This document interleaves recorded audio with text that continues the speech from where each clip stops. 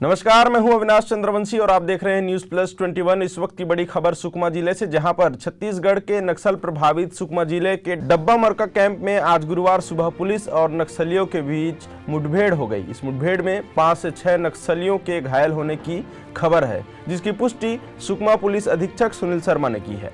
जानकारी के अनुसार आज सुबह 6 बजे करीब डब्बा मरका कैंप के पास कोबरा और एसटीएफ की संयुक्त दल नक्सल विरोधी अभियान पर सकलेर की दिशा में रवाना हुए थे।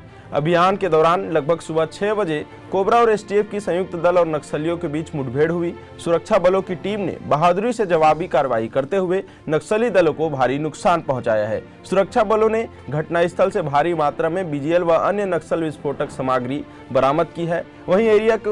वहीं एरिया को चारों तरफ से सुरक्षा बलों के जवानों ने घेर लिया है और इलाके में सर्चिंग तेज कर दी है। भारी मात्रा में बीजीएल और अन्य नक्सली विस्फोटक सामग्री पुलिस ने बरामद भी की है। एरिया को चारों तरफ से एसटीएफ, कोबरा और सीआरपीएफ के जवानों ने पूरी तरह से घेर लिया है और सर्चिंग का कार्य जो है कर रहे हैं। वहीं इस हमले में 2 जवान घायल हुए हैं। ऐसे ही तमाम बड़ी जानकारियों से अपडेट रहने के लिए देखते रहें न्यूज प्लस 21, आपके हक की बात।